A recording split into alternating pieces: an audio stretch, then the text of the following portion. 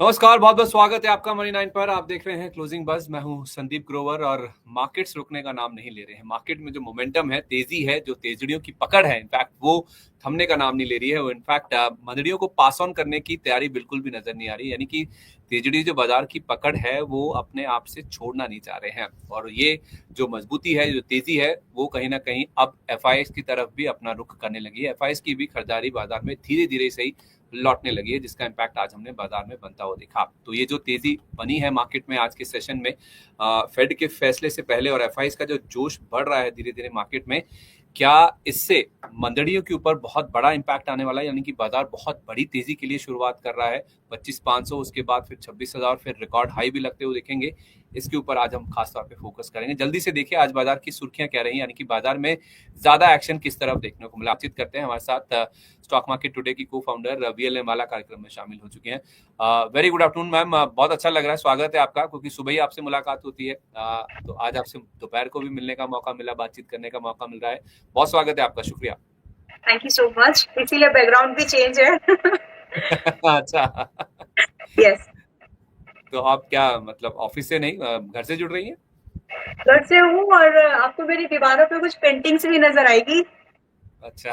ये सब ठीक। मेरी बेटी के काम है। अच्छा अच्छा, चलिए अच्छी बात है, बढ़िया है, आपका घर भी देखने को मिल रहा है।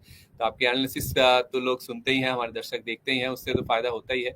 आपके ये कुछ आशियाने कुछ को। दीवारें हमने ऐसी ही रख छोड़ी है जिनको हम सोच के रखे हैं कि कभी चेंज नहीं करने वाले हैं, मतलब नहीं नहीं, ऐसे ऐसे ही ही रखिए। रखेंगे। नहीं, ऐसे ही रखिए। मैं उसका रीजन बताता हूँ। वो आप कलाकृतियां जो हुई हैं उनको छोड़ दीजिए, वो हमने भी देखी हैं, हमारे दर्शकों ने भी अपने घरों में देखी होंगी, हमने भी अपने बचपन में की होंगी। ऐसी बात नहीं है, वो हमारे पेरेंट्स जानते हैं। हमारी लेकिन पिटाई ये हो जो, जाती थी। हाँ इनकी नहीं पिटाई, नहीं वो, आजकल के बच्चों की पिटाई नहीं होती। नहीं आजकल तो आप कह भी नहीं सकते, आप घूर भी नहीं सकते, देख भी नहीं सकते हैं, मतलब वो तो चलो छोड़ दीजिए। लेकिन मुझे कलर अच्छा लग रहा है पीछे बैकग्राउंड का। अब हाँ, आप ये पूछेंगे फेवरेट कि ग्रीन। नहीं, वो बाजार का भी तो रंग यही है ना। इसीलिए ग्रीन है। और बाजार में ये मूड माहौल भी वैसा ही है, तो आप इसको लगाए रखिए, बाजार में ये रंग बना रहे, ज्यादा बढ़िया है नहीं? यस। तो फिर ये जो रंग है बाजार में कितना लंबा और चलेगा, क्योंकि लंबा तेजी का दौर चल गया मार्केट में, और कितना सस्टेन हो सकता है? अभी भी ये बुलिश है। It is not going to stop जब तक ये 25,400 के ऊपर नहीं जाता है। तो अभी ये बुलिश रहेगा। आप मुझे याद है आप थोड़ा सा परेशान हो रहे थे पिछले फ्राइडे को, आई थिंक, कि 25 1 के ऊपर क्लोज होता है कि नहीं होता है। होगा। मतलब अभी ये वाला जो मूव है ना, ये डिफरेंट है। तो जो पुल बैक वाला ट्रेड था वो उतने छोटे में निपट गया ना, कि जो एक्सपेक्टेशन नहीं थी मार्केट की, पुल बैक मूव थोड़ा और लंबा चल सकता था बट वो नहीं चला। इतने सारे हर्डल्स होने के बावजूद भी इंडियन मार्केट या तो ठंडे होके चल रहे हैं, गिर तो नहीं रहे, उतने बुरी तरह से नहीं गिर रहे हैं। And this is what giving confidence कि मतलब ऐसा क्या है। सोना ऑल टाइम हाई पर है, bond yield almost all time high पर है ना। जो भी नेगेटिव एस्पेक्ट जो मार्केट की कोरिलेशन में देखे जाते हैं वो सब ऑल टाइम हाई पर है, फिर भी मार्केट गिर नहीं रही है। तो इट गिव्स एन इंडिकेशन कि ठीक है, जो चल रहा है उसके साथ चल लीजिए, हवा में बह लेते हैं।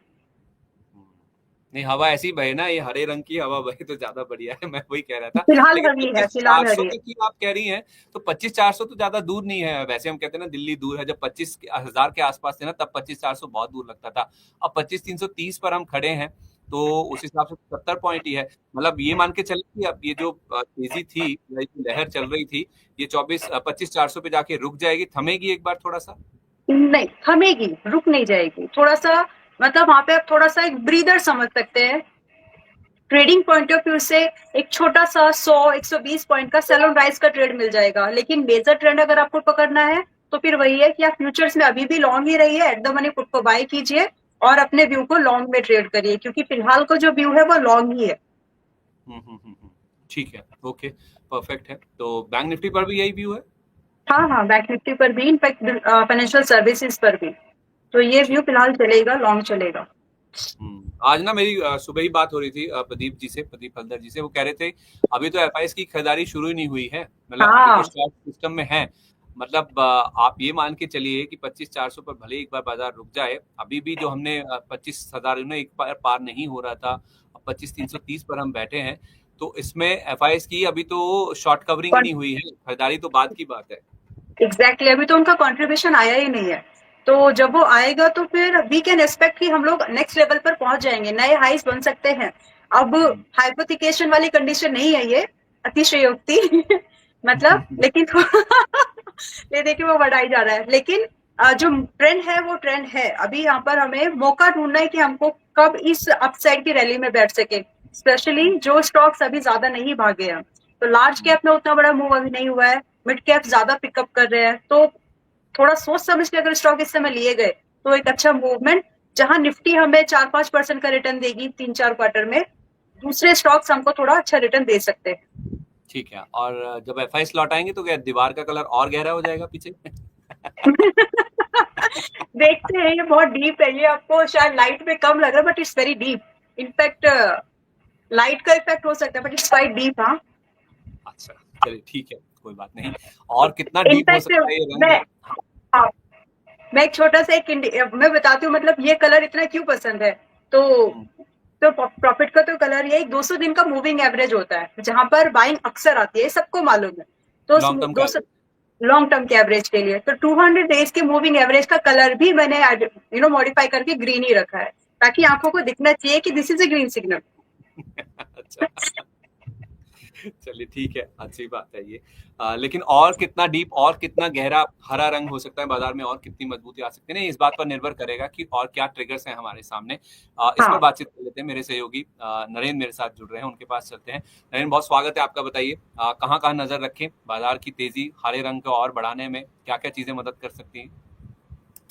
जी शुक्रिया संदीप। बाजार के लिए ट्रिगर हमेशा से अहम रहे हैं और बाजार ट्रिगरों पर ही चलता है। तो बाजार जो आज ट्रिगर पर चल रहा है वो जो ट्रेड डील को लेकर के जो बातचीत चल रही है इंडिया और यूएस के बीच में, उससे कुछ पॉजिटिव बातें निकल करके आ रही है, उसका जरा आज बाजार पर देखने को मिला। इसके अलावा आज जो सबसे बड़ी खबर जो आनी है वो यूएस पर फेड की पॉलिसी पर जो बैठक जो चल रही है उस पर फैसला आना है, और इसका असर आज हम सोने चांदी की कीमतों पर भी देख रहे हैं। ये माना जा रहा था कि फेडरल रिजर्व इस बैठक में ब्याज दरों में कटौती कर सकता, तो इसको सोना चांदी पहले ही काफी पहले डिस्काउंट कर चुके थे, जिसकी वजह से सोने और चांदी दोनों ने ऑल टाइम हाई बनाया। लेकिन आज का अगर आप कारोबारी सेशन में देखें तो सोने और चांदी दोनों में ही गिरावट, मुनाफा वसूली देखने को मिल रही है। इसके अलावा 17 और 18 सितंबर को ट्रंप 2 दिन के यूके के दौरे पर भी जा रहे हैं। वहीं 17 सितंबर यानी कि आज वीएमएस टीएमटी के आईपीओ का दूसरा दिन भी है यूके, और इसके अलावा यूके के महंगाई और सीपीआई के आंकड़े भी आज जारी होंगे, तो ये आंकड़े शाम को किसी वक्त जारी हो सकते हैं। इसके अलावा 17 सितंबर को यूरोप के महंगाई के आंकड़े और ईसीबी प्रेसिडेंट की स्पीच जारी होगी, जो यूरोप की मार्केट पर सीधा असर डालेगी। इसके अलावा 18 सितंबर को बैंक ऑफ इंग्लैंड की पॉलिसी दरों पर बैठक होनी है। वहीं 18 सितंबर को आई वैल्यू इन्फो सॉल्यूशंस का आईपीओ भी खुलेगा, तो जो इन्वेस्टर आईपीओ पर निवेश करना चाहते हैं वो इस आईपीओ पर नजर रख सकते हैं। इसके अलावा 18 सितंबर को यूरोप प्रतीक सेल्स के आईपीओ का आखिरी दिन भी है। वहीं 19 सितंबर को जापान के महंगाई के आंकड़े और बैंक ऑफ जापान की पॉलिसी बैठक होनी है। इसके अलावा 19 सितंबर को वोडाफोन के एजीआर बकाई की रिकैलकुलेशन पर एससी में सुनवाई होनी है, और इससे जो निकल करके सामने आएगा उसका असर हम वोडाफोन के शेयर पर देख पाएंगे। तो ये कुछ अहम ट्रिगर्स हैं संदीप, जिन पर निवेशकों को नजर रखनी चाहिए। जी ओके, बहुत शुक्रिया आपका नरेंद्र भाई, ये अपडेट हम तक पहुंचाने के लिए। वीएलए जी, जरा एक बार देखिए इस लिस्ट में से कुछ आपको पसंद आ रहा हो, मुझे वोडाफोन आइडिया पे बात करने का मन हो रहा है। ऑल राइट, तो वोडाफोन आइडिया एक बार, मुझे याद है वैसे इसका 8 रुपए का टारगेट था जो हिट हो चुका है, आज कल में ही हुआ है एक्चुअली, और 2 दिन से ये स्टॉक मुनाफा वसूली की चपेट में है। जब से वो डेट आई है ना 19 तारीख की सुप्रीम कोर्ट सुनवाई करेगा शुक्रवार को, यानी कि 19 तारीख को, उससे एक दिन पहले से तेजी थी और उसके एक दिन बाद तक तेजी थी, और 2 दिन से हम देख रहे हैं कि अब ये मुनाफा वसूली के चपेट में है। तो 7 रुपए 79 पैसे पर अब क्या करें? वेट, इंतजार करना है, थोड़ा और नीचे इसको स्लाइड होने देना है, और वो है 7 रुपए 40 पैसे के आसपास। और 7 रुपए 40 पैसे पर एंट्री लेने के बाद में, थोड़ा और नीचे की तरफ एंट्री लेने के बाद 6.60 पैसे पर, यानी 6 रुपए 60 पैसे पर अपना स्टॉप लॉस लगा करके फिर से वेट करना है टारगेट्स के लिए। और इस पूरे तामझाम के लिए, यानी आपका भाव आते, एंट्री भाव आने के लिए लगभग आपको समय लगेगा 2-3 दिन का आराम से। तो प्राइस अलर्ट लगा के रखिए, डेली ट्रैक करेंगे तो पोमो एंट्री होंगी, तो रादर आप उसको डेली ट्रैक करें, उससे अच्छा है कि आप इसमें प्राइस अलर्ट लगा के रखिए। और जब भी 7 रुपए 40 और 50 के बीच का भाव आता है, वहां पर एंट्री की जा सकती है। Stop loss 6.60। अच्छा ठीक है, 6.60, 7 रुपए 40 पैसे से 7 रुपए 50 पैसे, इस भाव में आप एंटर करें, और स्टॉप लॉस 6 रुपए 60 पैसे। दोबारा फिर टारगेट 8 रुपए का होगा, 8 रुपए का पहला टारगेट, और फिर 9 रुपए 10 पैसे का दूसरा टारगेट। इसके जैसे ये टारगेट आ जाए फिर प्रॉफिट बुकिंग करे, फिर से वेट करिए। See I see this just a trading kind of stock, volume बहुत अच्छी रहती है इसमें, तो इसमें ट्रेडिंग कर जैसे जैसे सपोर्ट पर आए ट्रेड करिए, छोड़ दीजिए, क्योंकि वो उसी रेंज में ये बार बार आपको मौके देता है ट्रेडिंग के, परसेंटेज वाइज अच्छा रहता है। जी तो ट्रेडिंग बेट है आप कह रही हैं? यस ठीक है, तो बोड़ा आइडिया में पैसा बनाने की तरकीब आपको पता चल गई, और फेड बैठक का आज फैसला आना है, ये मेन ट्रिगर है जो कि आज ना केवल यूएस, यूके, एशिया के मार्केट्स कल सुबह कैसे खुलेंगे और हमारे मार्केट्स भी कल किस हद तक कैसे परफॉर्म करेंगे, इसी बात के ऊपर ये निर्भर करता हुआ नजर आएगा। चलिए कुछ स्टॉक स्पेसिफिक बात कर लेते हैं। हमारे साथ कुछ दर्शक भी हैं, हमारे प्राइम मेंबर्स भी हैं जो अपने सवाल पूछना चाह रहे हैं, और कुछ स्टॉक्स मैं भी आपके सामने रखता हूँ जो आज के टॉप मूवर्स रहे हैं, उसमें खबरें क्या थी या फिर मूवमेंट कैसा था, वो भी डिस्कस करेंगे। एक बार आप मैम मुझे डिफ्यूजन इंजीनियरिंग, ये एक स्टॉक है, पीयूष पराशर जी पूछ रहे हैं कि क्या इसमें मौजूदा भाव पर पोजीशन बनाई जा सकती है अगर मुझे खरीदना है, और एसजेएस इन्होंने 1300 रुपए पर ले रखा है, शॉर्ट टर्म का व्यू मांग रहे हैं। एसजेएस एंटरप्राइजेस, हाँ ओके, कितने पर लेके रखा है इन्होंने? 1300 रुपए पर, शॉर्ट टर्म का व्यू। ओके, सो एग्जिट की तो जरूरत नहीं है, आप फोर्सफुल एग्जिट मत लीजिए, अगर सिस्टम में दे तो इसमें एग्जिट ले सकते हैं, विच इज 1410, 14,410 का स्टॉप लॉस ट्रेल करके जरूर रखिए, क्योंकि स्टॉक अच्छा खासा रन कर चुका है, तो वीक नहीं है। अगर आपका यहाँ पर ट्रेलिंग करती है प्रॉफिट बुकिंग की वजह से, तो आप एग्जिट ले, अदरवाइज फिलहाल के लिए होल्ड करें, सिर्फ ट्रेलिंग प्रॉफिट पर लगा के रखना है, जो कि 1410 का है, बाकी होल्ड कर सकते हैं, कोई दिक्कत है नहीं। ठीक है, ओके। और डिफ्यूजन इंजीनियरिंग आप मुझे स्क्रीन पर मिल सकता है प्लीज? Okay, nice.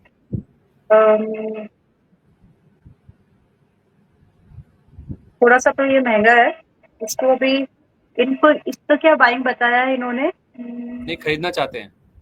अच्छा, फ्रेश बाइंग है, तो फिर थोड़ा सा रुक जाइए, अभी 390 के पास में है, 375 के आसपास एक अच्छी बाइंग मिलेगी, बहुत ज्यादा वेट नहीं करना पड़ेगा, जल्दी ये डबल ट्रिगर्ड हो सकता है। 375 का प्राइस अलर्ट लगाएं, इस पर ही मिले तो खरीद लीजिए। स्टॉप लॉस 350 का मेंटेन करके चलेंगे हम, और 415 415 का हम लोग टारगेट पहला मान के चल रहे हैं यहाँ पर, और दूसरा टारगेट 440 का। ये छोटा सा व्यू है, इट्स लाइक 10 डेज में ही ये मूवमेंट हो जाना चाहिए। अच्छा अच्छा, ठीक है, ओके।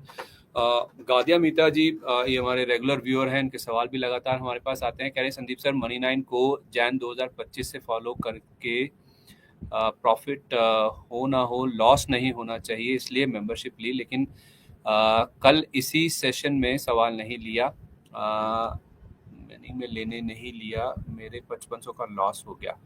अच्छा, आपका सवाल नहीं लेने की वजह से लॉस हो गया इस सेशन में? सर आपका सवाल नहीं लिया, आपका लॉस हो गया, दैट मीन्स आपका आज लॉस हुआ होगा, कल सवाल नहीं लिया गया। अब आई डोंट नो कौन सा आपका क्वेश्चन था वो, मुझे याद है मैंने आपसे कहा था कि कल सुबह आपका सवाल ले लेंगे।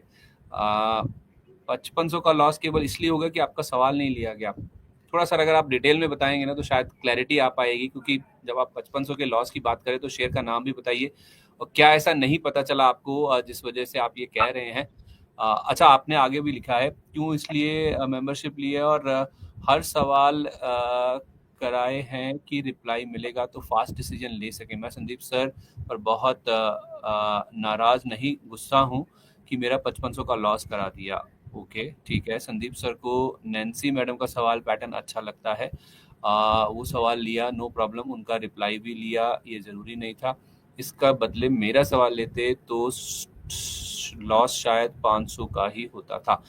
अच्छा अच्छा अच्छा, अब मैं समझ गया आपकी पूरी कहानी, आपकी नाराजगी क्या है। तो गादिया मीता जी, आपको बता दूं कि वो क्यों हुआ था ऐसा। अब आपने जो मेरे ऊपर इल्जाम लगाई है, तो मैं थोड़ा सा डिफेंड करने की कोशिश कर रहा हूँ, आपकी नाराजगी तो दूर होगी, पता नहीं। अब आपका जो सवाल था ना, अगर मैं कल वाली लिस्ट तो आपको दिखा नहीं सकता क्योंकि लाइव शो था, तो आपका सवाल जहाँ पे जिस क्रम पे था ना, जहाँ पहुंचा था ना, तब शो जो टाइम था वो खत्म हो रहा था, शायद इस वजह से आपका सवाल नहीं लिया गया। बाकी आपको माननी नहीं माननी, आप मर्जी है, मालिक हैं आप, लेकिन मैं आपका सवाल जानबूझ के नहीं लिया, ऐसा तो नहीं था। लास्ट में जाके आया था, इस वजह से आपका सवाल छूटा था, और मैंने आपके बहुत सारे सवाल लिए सर, ऐसा नहीं है। तो जो आप ये इल्जाम लगा रहे हैं कि नैन्सी जी का सवाल ले लिया, उनका रिप्लाई भी ले लिया, इसलिए मेरा सवाल आपने नहीं लिया, थोड़ा सर मैं आपसे डिफर करूंगा, क्योंकि मैं बहुत सीक्वेंस से चलने की कोशिश करता हूं, और किसी को ये ये वाला इशू ना दिखे, ये पार्शियलिटी वाला, इसको मैं बहुत ध्यान से केटर करने की कोशिश करता हूं। लेकिन फिर भी अगर आपका ये मन में बात आई, और आपने जो नैन्सी जी का नाम लेके किया है ना, उससे पता चल रहा है कि शायद आपने इस चीज को फील कर लिया कि मैंने नैन्सी जी का दोबारा रिप्लाई क्यों ले लिया, क्योंकि एक वीवैप वाला सवाल था, मुझे पता है वो गिफ्ट निफ्टी और वीवैप वाला सवाल कल चल रहा था। खैर जो भी है, आप फिर भी हमारे साथ बने रहिए। मेरा तो आपसे कोई ऐसा वो नहीं है, मैंने ही आपके कई सारे सवाल लिए हैं, ऐसा कोई नहीं है कि आपके सवाल नहीं लेने चाहिए, क्योंकि मुझे कई सारे सवाल तो मुझे ही याद हैं जो मैंने आपके लिए हैं। चलिए, फिर भी प्राइम मेंबरशिप का आपके सामने ऑप्शन है, आप भी प्राइम मेंबर बनना चाहते हैं, इस तरह से नाराजगी करना चाहते हैं, तो आप भी ये 3 प्लान है, चुनिए, इनमें से पेमेंट करके आप हमारे साथ जुड़ जाइए। एक और हमारे प्राइम मेंबर है, बहुत ही प्यारे से पवन कुमार जी, उनका सवाल ले लेते हैं। कह रहे हैं कि संदीप सर और अंबाला मैम को जय श्री राम। जय Shri Ram sir. Gujarat gas ma'am, इनके पास 541 का रखा है और HEG 610 पर होल्डिंग है। क्या ये रेट मिल जाएगा मुझे, कह रहे हैं, प्लीज व्यू बताइए, होल्ड सेल या एवरेज। तो जिस भाव पर इन्होंने लिया, मैम पूछ रहे हैं कि इस भाव पर आ जाएंगे शेयर दोबारा? Gujarat gas 541, HEG 600। मैं अभी गुजरात, एक्चुअली मुझे बहुत छोटा सा स्क्रीन दिख रहा है, ठीक है। अभी गुजरात गैस 440 पर है, मैं एक राउंड नंबर ही ले रही हूँ, एंड आपका भाव है 541 का। आ तो जाएगा, भाव में दिक्कत नहीं है, लेकिन आपको, क्या आप आज से 6 महीने से 12 महीने देने के लिए रेडी हैं? अगर हाँ, तो आप चाहें, कंफर्टेबल हो, और मेरी अगर मेरा नजरिया अगर आप मानते होंगे, तो आप यहाँ पर थोड़ा सा एड ऑन भी कर सकते हैं, क्योंकि थोड़ा अगर आपने एवरेज करने की कोशिश कर ली, तो आपका भाव जो है, आपका जो एग्जिट प्राइस है, वो आपको जल्दी मिल जाएगा। अभी के लिए that means, in other words, अगर कोई फ्रेश बाइंग भी लेना चाहे तो 441 के आसपास भी कंसीडर किया जा सकता है गुजरात गैस को, और इसमें स्टॉप लॉस मेंटेन करके रखना पड़ेगा 410 का, 410 का, एंड एवरेज जो टारगेट है वो हमको मिलेगा, पहला टारगेट 485, एंड इसके बाद में आप ट्रेल करके रखें 540 तक, इनफैक्ट 550 तक भी ये जा सकता है, but it will take time. So in the given condition, यहाँ पर जो बेस्ट एग्जिट स्ट्रैटेजी बन सकती है वो है एवरेजिंग, अगर आपके फंड्स आपको अलाउ करते हो या फिर आपका पोर्टफोलियो आपको अलाउ करता हो तो। एंड दूसरा आपका है HEG। मुझे बहुत अच्छे से समझ में आता है, ये जो PSU वाले स्टॉक्स थे, उसमें बहुत सारे लोगों ने जो फरवरी मार्च में जो 10-12% का जो 2-3 दिन के अंदर में जो व्यू आया था, बहुत सारे लोग उसमें आए थे। और मैं मेरा एक्सपीरियंस बता रही हूँ यहाँ पे, मैंने मेरा पूरा पोर्टफोलियो, क्योंकि मुझे समझ में आ गया था कि मुझे ये नहीं करना है, मैं बहुत ओवरवेट हो गई थी PSUs में। संदीप जी प्लीज 1 मिनट दीजिए, आधा मिनट तो दीजिए मुझे। मैं स्टॉक क्लैशेस बचने के लिए मैंने स्मॉल केस के एक PSU करके कुछ एक स्मॉल केस था, मैंने उसको लिया ताकि मैं मेरी रिसर्च में लोगों के साथ मेरे स्टॉक क्लैश ना हो। अब वो किया तो किया, वहां से तो मैंने उसको की, जो भी वो अपडेट कराएंगे ऑटोमेटिकली होगा, क्योंकि उसमें मेरा डायरेक्ट इन्वॉल्वमेंट नहीं रहेगा। अब खुद के लिए, अब दूसरों के लिए अच्छी एनालिसिस करके खुद का पोर्टफोलियो दूसरों के हाथ में देके वो भी 10-15% डाउन करके वो देखा नहीं गया था, and I have sold that stock in just 1 click. उसके बाद धीरे धीरे आई रिवाइव्ड इट। तो मैं समझ सकती हूँ जो PSU में फंसे वाले लोग हैं उनका क्या हाल हो रहा होगा इस समय पे। तो this kind of things happen, but आज के समय में जो भी लोग पुराने महंगे बाय पर फंसे हुए हैं, बहुत अच्छे से स्टॉक PSU में आज के समय में एवरेजिंग करने लायक है। अगर आप स्मार्टली प्ले कर सकते होंगे तो आपको एग्जिट मिल जाएंगे अच्छे भाव पर। HEG का है अभी 518 पर। इसमें आपको आने वाले समय में जब लगभग 10-15 दिन के अंदर आपको 550 का भाव आते हुए दिखेगा। एंड दूसरा, इसके बाद अगर कोई फ्रेश बाइंग के बारे में सोच रहे हैं, then they must trail it above this. तो थोड़ा सा पेशेंस तो चेक होंगे, कंसोलिडेशन मूव थोड़े से हो सकते हैं, लेकिन अब ये स्टॉक निकलेगा HEG भी, और इसमें हमारा जो स्टॉप लॉस हम मेंटेन करके चलेंगे वो 485 का होगा। सो ये स्टॉक भी बुलिश है फ्रेश बाइंग के लिए, और जो दूसरा हमने गुजरात गैस देखा है वो भी बुलिश है, अगर आप एवरेजिंग करना चाहें वो भी कर सकते हैं। ठीक है, ओके। एक माफ कीजिए, IPL को देखिए, इंडिया पेस्टिसाइड्स आज बहुत अच्छा चला है। ये सौरभ गोयल जी का सवाल है, 235 पे इन्होंने लिया है। लेकिन आज जो चला है ना 8-8.5%, तो भी इनके प्राइस के नीचे ही है, मतलब ऑलमोस्ट प्राइस आ गया है इनका जहाँ पे इनकी एंट्री है। हाँ और दूसरा इनके पास एक टेगा इंडस्ट्रीज है, 2010 का लिया हुआ है, 3 महीने का व्यू पूछ रहे हैं आपसे, बता दीजिए। By the way alright. कह रहे हैं, आई मस्ट अप्रिशिएट मैम की वो बहुत अच्छी तरह और मन से व्यू देती है, तो मैम आपके लिए भी thank you, compliment. Thank you so much. Alright, तो आईपीएल अभी 235 पर है। अभी थोड़ा रुक सकते हैं तो रुकिए, क्योंकि इसमें अभी बहुत कंसोलिडेशन वगैरह के बाद में ब्रेकआउट की सस्टेन होने की पॉसिबिलिटीज है। 235 से 260 का भाव तो कहीं नहीं गया, ये तो आ जाएगा इजीली। इसके ऊपर का अगर आपको रेट चाहिए, वैसे 260 इसमें हफ्ते 10 दिन के अंदर ही आने के चांसेस लगते हैं। इसके ऊपर के अगर आपको रेट चाहिए, यानी एक रैली चाहिए आपको जो इसको 300 325 तक लेके जाए, तो आपका नजरिया होना चाहिए कम से कम 2 से 6 महीने का। इतना टाइम तो स्टॉक आपसे मांग रहा है। तो आप देखिए कि 260 पर आपको प्रॉफिट बुकिंग करना है, या फिर और महीने 6 महीने आप उसको होल्ड करके 300 325 तक लेके जाना है। ठीक है, दोनों ही कंडीशन में जो स्टॉप लॉस रहेगा वो 205 का रहने वाला है। तो इसको इसी स्टॉप लॉस के साथ में होल्ड करना है। रीजन ये है, एक तो इसका टेक्निकल सपोर्ट जो 50 दिन का मूविंग एवरेज होता है वो भी है, साथ में जो आज की एक बहुत ही बुलिश सी कैंडल बनी है वॉल्यूम के साथ में, ये वॉल्यूम सस्टेन रहने चाहिए, राइट। तो इस कंडीशन में 205 का स्टॉप लॉस इज फाइन। दूसरा स्टॉक है आपका टीईजीए, टेगा। तेगा में अगर हम देखेंगे तो 2100 का भाव है, बहुत ज्यादा कॉन्फिडेंस नहीं है एक्स्ट्रा एक्सपोजर के लिए। स्टॉक बुलिश है, बेरिश नहीं है। तो यहाँ पर भी आपको 3 महीने के अंदर आपको 2200, मतलब पहला टारगेट आपको यहाँ पर 2200 एंड दूसरा टारगेट आपको लगभग 2350 का आते हुए दिखेगा। बट फ्रेश बाइंग के हिसाब से आपने इसमें दिया है 2010 की बाइंग है आपकी, तो आप यहाँ पर अपना स्टॉप लॉस थोड़ा सा और आपको नीचे रखना पड़ेगा, विच इज 1980। इस स्टॉप लॉस के साथ आप इसको होल्ड कर सकते हैं। ठीक है, ओके, ये दोनों शेयरों की बात होगी। मैम एक हमारे वैसे तो प्राइम मेंबर है, लेकिन अभी इन्होंने सुपर चैट के जरिए हमें सवाल भेजा, शशि भूषण प्रधान जी। एक बार ये भी काफी नाराज हो गए थे, इनका सवाल नहीं लिया गया था, मेरे से नहीं हालांकि। जुनिपर कह रहे हैं कि इन्होंने 287 पे लिया है और ग्रीव्स कॉटन 223 रुपए का भाव है इनका। शॉर्ट टर्म का ही व्यू चाहिए इनको दोनों स्टॉक्स पर। Juniper, alright, juniper hotels, yes, which is 295। Okay, तो देखिए आपने कितने पर लिया है इसको? 287। 287, ठीक है। तो आप अपने स्टॉप लॉस को यहाँ पर स्ट्रिक्टली मेंटेन कर लीजिए प्लीज। आपका स्टॉप लॉस यहाँ पर 282 का है। इससे ज्यादा अगर ये नीचे आता है, पहली बात तो अगर आता है तो ही कटना है, फोमो में नहीं करना। जब तक डेली टाइम फ्रेम पर क्लोज ना हो, पोजीशन कट करने की नीड नहीं है। और इसमें आप अपने टारगेट को एक्सपेक्ट करिए शॉर्ट टर्म में। अगर इसके नीचे ये नहीं क्लोज करता है, उस कंडीशन में पहला टारगेट हमारा 320 का बनता है यहाँ पर, और दूसरा टारगेट थोड़ा सा स्ट्रेस्ड है। अगर आप होल्ड कर सकते होंगे तो आप इसको 350 तक लेकर के जा सकते हैं, पॉसिबल है। बस स्टॉप लॉस नहीं हिट होना चाहिए, अगर होता है तो छोड़ दीजिएगा। एंड ग्रेट स्टोन, मेरी स्क्रीन आज मुझे बहुत छोटी सी दिखाई दे रही है। ग्रेट स्पॉट अभी है 221 पर। ओके, देखिए 221 पर इनकी बाइंग है 223 की। आज या कल ही लिया होगा, ये भाव हाल फिलहाल ही आया है। स्टॉप लॉस यहाँ पर रखे आप अपने 205 का, एंड टारगेट एक्सपेक्ट करिए लगभग 240 पहला, एंड दूसरा टारगेट आप यहाँ पर एक्सपेक्ट कर सकते हैं 225 का, 255 का। और 3 महीने भी नहीं लगेंगे एक्चुअली। एसएल या टारगेट जो भी हिट होना है आपको 4-5 हफ्ते में ही हो जाएगा। That's what the price looking like. अच्छा, ठीक है, ओके। इस बीच मैम जरा एक बार ना आशीष चक्रवर्ती जी कह रहे हैं कि एसबीआई पर शॉर्ट टर्म का टारगेट सजेस्ट कर दीजिए। आज एक न्यूज भी थी एसबीआई को लेकर।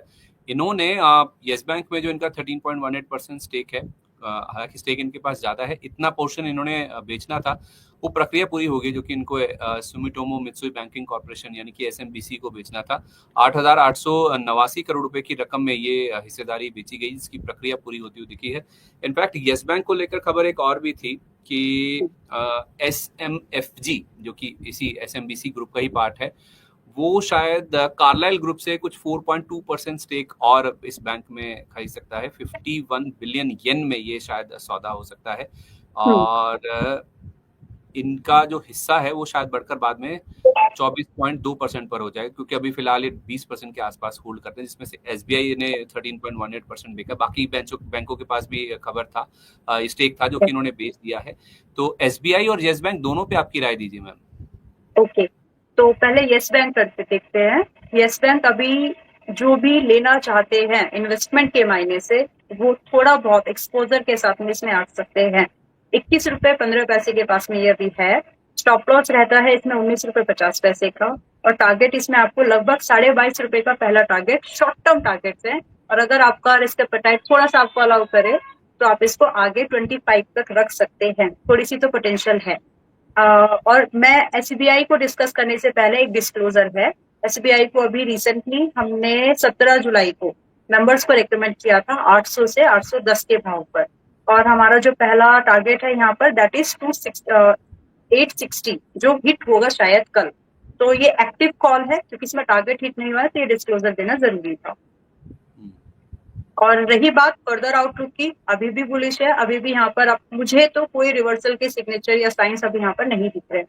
अगर आप फ्रेश बाइंग ले सकते हैं और महंगी बाई आपको वाइबल है, आपको सुटेबल लगती है, थोड़ा सा तो महंगा है उनके हिसाब से, मतलब पटती है तो अगर ये भाव आपको फेवरेबल लगता है तो 800 810 के भाव पर लेने वालों के लिए तो कल सेकंड टारगेट होगा। प्लीज इस चीज को समझें, इन्वेस्टर्स जो भी आना चाह रहे हैं, जिन्होंने 800 810 के भाव पर लिया, 860 could be the first target for them, जो कि 5% का रिस्क है। तो आप अगर 5% के ऊपर के भाव पर आ रहे हैं देन प्लीज अंडरस्टैंड कि आपका स्टॉप लॉस 800 पर रहेगा। अगर आप कंफर्टेबल हैं तो आप इसमें आ सकते हैं। फर्दर आप थोड़ा सा और पेशेंस रखेंगे तो आपको इसमें नए हाइस मिल सकते हैं, जिसमें कि आपका पहला टारगेट क्लोज टू 890 का जाएगा, दूसरा टारगेट आपको 925 तक मिल सकता है। तो मेरे हिसाब से अभी भी इसमें जगह है, अगर आप बेट लेना चाहें तो कर सकते हैं। 1.15 तक के आपको रिस्क रिवॉर्ड मिलता है। अच्छा, ठीक है, ओके। एक एमसीएक्स को भी देखिए, आज काफी अच्छा मूव इसमें दिखा। जैसे मैं खबर आपको बता भी रहा था कि कमोडिटी मार्केट का जो दायरा है उसको बढ़ाने के ऊपर विचार चल रहा है। ऐसा आज एमसीएक्स ने इवेंट ऑर्गेनाइज किया था, उसी इवेंट में ही सेबी चेयरमैन बोल रहे थे तुहिनकांत पांडे जी, तो उनकी ओर से ही ये संकेत आए हैं। एमसीएक्स में मैम और कितना तेजी एक्सपेक्ट करके चलें? एमसीएक्स लगभग अगर आप 1.5 साल दे सकते हो तो ये आपको अप्रोक्सीमेटली करंट भाव से 50 से 75% का गेन दे सकता है। That potential MCX has in current date. तो आप इसको रख सकते हैं, तो प्लीज इसको बाय एंड होल्ड टाइप की कैटेगरी में लेकर के रखें, जिसको आप डेली ट्रैक नहीं करेंगे, ये ऐसा ही है। तो एमसीएक्स अगर आप 7,900 के आसपास ले रहे हैं, स्टॉप लॉस आप मेंटेन करके चलेंगे 7,200 का, ये मेंटेन स्टॉप लॉस होगा इसमें। और टारगेट जो आप इसमें देखेंगे थोड़ा सा लंबा नजरिया रखिए तो ये आपको अच्छे खासे रिटर्न दिला देगा, जिसमें कि पहली प्रॉफिट बुकिंग अगर आप चाहते हो तो आप 9,500 के पास में करेंगे। और इसके अलावा अगर आप इसको होल्ड कर सकते हैं फर्दर इन्वेस्टिंग के मायने से, तो आप इसको कंटिन्यू रखिए, आपको 10,000 11,000 के भाव दिखाएगा। दैट व्हाट पॉसिबिलिटी, बहुत सारी पॉसिबिलिटीज एमसीएक्स में है। लंबा नजरिया रखिए, डेली ट्रैक करेंगे तो फोमो आएगा, क्योंकि इसका बीटा जो है हाई है। अपसाइड और डाउनसाइड की मूवमेंट 5 10 7% की ऐसे ही होती है। तो इस प्रॉफिट जो नेचर है, तो आपको डेली ट्रैक करने में ये आपको वो वाला मूव नहीं कैप्चर कर पाएंगे जो इसकी पोटेंशियल है। अच्छा, तो लंबी अवधि में ये 10 से 11,000 तक भी जा सकता है, जहाँ तक एमसीएक्स के शेयर की बात है। अच्छा, वॉलेटिलिटी की जब बात चली है ना, वैसे ये वॉलेटाइल है नहीं शेयर, जो मैं आपसे पूछने जा रहा हूँ। आजकल थोड़ा ज्यादा वॉलेटाइल हो रहा है डीमर्जर प्रोसेस की वजह से, और नाम आप समझ गए होंगे वेदांता का। आज भी कुछ एनसीएलटी में सुनवाई थी, सरकार ने भी अपना कुछ पक्ष रखा है, जिसमें इन्होंने बोला है, एनसीएलटी को इनफैक्ट ये बोला गया है कि आप इस चीज को ध्यान में रखिए कि कहीं ये ऐसी कोशिश तो नहीं कर रहे हैं कि जिससे सरकार का जो बकाया है उसकी जो वसूली है उसको विफल करने की कोशिश की जा रही है इस कंपनी की ओर से। जो डीमर्जर योजना है इनकी, तो पहले खुलासों को लेकर पिछली बार जब सुनवाई हुई थी तब ये मामला सामने आया था। अब ये जो मामला आया है इसमें कोई नई चीज है जो कि सरकार की ओर से कही गई है। तो ये जो मर्जर प्रक्रिया है, डीमर्जर प्रक्रिया है, उसको लेकर सवाल तो सरकार की ओर से खड़े किए जा रहे हैं। जो एसेट्स हैं, उसका जो साइज है या फिर जो लोन्स लिए जा रहे हैं, उसको लेकर भी बातचीत हुई है आज। तो काफी वॉलेटाइल था वेदांता का स्टॉक। ऊपर में आज हमने आई थिंक 487 का लेवल भी देखा था, और नीचे में बाद में ये चलकर 471 का हाई था और 444 का लो। तो काफी वॉलेटिलिटी थी आज स्टॉक में। कैसे प्ले आउट वॉलेटिलिटी को? इसमें आप देखिए स्विंग ट्रेडिंग कर सकते हैं। अगर आप इसको ट्रेड करना चाहते हैं तो मतलब थोड़ा अगर फिर से वही स्टेटमेंट रहेगा कि अगर आप वेल वर्स्ड हैं डेरिवेटिव से, तो आप इसमें फ्यूचर में 3 महीने का व्यू रखिए और लॉन्ग हो जाइए। At the money next month से कवर करिए। जिन स्टॉक्स में कुछ न्यूज हो, सपोर्ट पर हो, और आपको लग रहा है कि वहां पर कुछ तो हो सकता है, तो और आप वहां पर अपने रिस्क को समझ लीजिए पहले, और फिर वहां पर आप लॉन्ग पोजीशन इनिशिएट कर सकते हैं। और यहाँ पर फायदा ये है कि बीडीएल डेरिवेटिव्स में है, फ्यूचर में लॉन्ग हुआ जा सकता है इसमें। तो ये स्ट्रैटेजी यहाँ पर डिप्लॉय करके इस स्टॉक में जो पोटेंशियल है आने वाले समय में, लगभग 7% से 15% का अपसाइड मूवमेंट की पोटेंशियल है, जिसके अगेंस्ट में जो रिस्क है वो लगभग 4% का है। तो इसको मैनेज करने के लिए कि आपको 4% का रिस्क भी ना लेना पड़े, आप करंट मंथ नेक्स्ट मंथ के पुट से इसको कवर करिए। ये ट्रेडिंग स्ट्रैटेजी इसमें यूज की जा सकती है। तो जिसमें अगर हम टू बी मोर स्पेसिफिक करें, तो हम यहाँ पर नवंबर सीरीज का जो फ्यूचर है वो अभी 461 पर है। और अगर हम अक्टूबर मंथ की यहाँ पर पुट की बात करें, अप्रोक्सीमेटली अक्टूबर मंथ का जो इसमें पुट ऑप्शन है वो 17 रुपए पर है, 460 का जो पुट ऑप्शन है। तो इस कॉम्बिनेशन में इसको मार्जिन भी कम लगेगा और आपका एक ट्रेड व्यू बन जाएगा स्ट्रैटेजिकली। तो आप कह रहे हैं कि 461 पर फ्यूचर्स चल रहा है नवंबर वाला, यस, वो बाय कर लीजिए, ठीक है। दूसरा आप कह रहे हैं कि अक्टूबर की ये कितनी 460 की स्ट्राइक वाली पुट ले लीजिए, 460, यस। ये कितने की मिली? 17 रुपए की, 17.10। ठीक है। तो इस तरह से आप चाहें तो वेदांता की स्ट्रेटजी बना के चल सकते हैं। और इसमें फिर आपको जो टारगेट एक्सपेक्ट करने चाहिए, नवंबर सीरीज में जो आपका टारगेट पहला होगा वो आएगा आपको लगभग 480, पहला टारगेट। इसके बाद में आपकी इच्छा है प्रॉफिट बुक करना है तो करें, अदरवाइज आप इसको आगे के लिए भी ट्रेल करते करते छोड़ सकते हैं। ठीक है, तो पहला टारगेट 480 का, स्टॉप लॉस लगाने की जरूरत है नहीं क्योंकि पुट ले रखी है। यस, कई बार वॉलेटाइल स्टॉक्स में ये स्ट्रैटेजी बहुत काम करती है, लेकिन वही है कि टाइम देना पड़ता है। ओके, तो नवंबर का फ्यूचर ले लीजिए जो कि फिलहाल आपको 461 रुपए पर अवेलेबल है, और उसके साथ साथ एक पुट भी ले लीजिए अक्टूबर महीने की 460 रुपए की स्ट्राइक की, 17 रुपए 10 पैसे पर अवेलेबल है, और 480 रुपए आपका जो टारगेट है वो निकल के सामने आ सकता है। सिद्धार्थ नाथ जी का सवाल है, कह रहे हैं sir ma'am 2 best textile stock बताइए लॉन्ग टर्म के लिए जहां पे एंट्री ली जा सकती है। ओके, मैंने अरविंद के बारे में बात की थी, अरविंद आप देख सकते हैं। एंड दूसरा आप कौन सा था वो स्टॉक, आई थिंक वेलकॉर्प था कि वेल्सपन लिविंग था।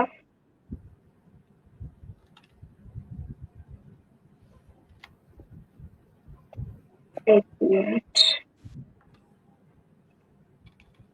आप एक वेल्सपन लिविंग देख सकते हैं। वेल्सपन लिविंग पे तो आज सुबह भी बात हुई थी, आज सुबह भी प्रदीप हल्दर जी जुड़े थे ना, वो भी कह रहे थे कि बढ़िया स्टॉक है ये। तो ये 2 स्टॉक्स पे आप नजर बना के रख सकते हैं। इनफैक्ट करंट लेवल पर भी लेना चाहे तो लिया जा सकता है, रिस्क बहुत ही छोटा सा है, जबकि रिवॉर्ड जो है वो 2-3 टाइम्स मिल सकता है टेकन द रिस्क, जो रिस्क हम ले रहे हैं उसके अगेंस्ट में। अच्छा, ठीक है, तो एक अरविंद और एक वेल्सपन लिविंग। यस, ठीक है। आखिरी सवाल ले रहा हूँ मैम, नैन्सी जी का सवाल है ये कल भी ऐसा ही हुआ था, नैन्सी जी का सवाल लेके शो खत्म हो गया था, मुझसे नाराज हो गए। उन्होंने भेजा है, पता है, उन्होंने सुप्रीम इंडस्ट्रीज बोला भी है, कह रहे सुप्रीम इंडस्ट्रीज की मैंने 4700 की कॉल 85 पर बाय की हुई थी, आज 53 पर एग्जिट करना पड़ा। क्यों करना पड़ा आई डोंट नो, क्या हुआ, सवाल नहीं लिया, इसलिए आप कह रहे कैलकुलेट कर लीजिए मेरा लॉस जो हुआ है। ठीक है सर, मानता हूँ आपकी बात, मेरी वजह से आपका लॉस हुआ, मैं माफी ही मांग सकता हूँ सर। मैं आपको अगर लॉस हुआ है तो कभी कभी थोड़ा प्रॉफिट का भी क्रेडिट दे देना चाहिए। आई मीन नहीं मिलता है मैम, नहीं मिलता है। अब सोचिए मैम, मैं ये सोच रहा था कि केवल सवाल नहीं पूछा, या फिर हमारा तो सवाल पूछने का काम है, राय नहीं देना, हमारे पास तो राइट ही नहीं है राय देने का, मतलब ये आपके पास क्या हालत होती है। सोचो जो मतलब राय देते होंगे उनको कैसे मतलब हमारी क्या हालत होती होगी सोचिए। हाँ, मतलब इट्स लाइक कि पता है ग्रोवर जी, जब रिसर्च वाला या फिर कोई भी एक्चुअली फाइनेंस से जुड़ा वाला काम ऐसा है कि आप एक पायलट हो, आपके हाथ में आप कॉकपिट पे बैठे हो और आपके पीछे हजारों लोग हैं जो अपना पैसा लगा करके बैठे हैं अपनी पूरी फैमिली की एक्सपेक्टेशन पे कि कुछ कमाएंगे, है ना, ये एक्सपेक्टेशन है। तो ये जो जॉब है ना आपकी, हमारी, ये बहुत रिस्पॉन्सिबल जॉब है, और मतलब अच्छा है कि ईश्वर ने ये काम हमको दिया है। डायरेक्टली कोई फैक्ट्री हमको चलानी नहीं है, हमारी एक अच्छी सी रिसर्च, हमारा एक छोटा सा व्यू किसी के लिए एक अच्छा रोजगार कमा के दे सकता है। That's what we are doing.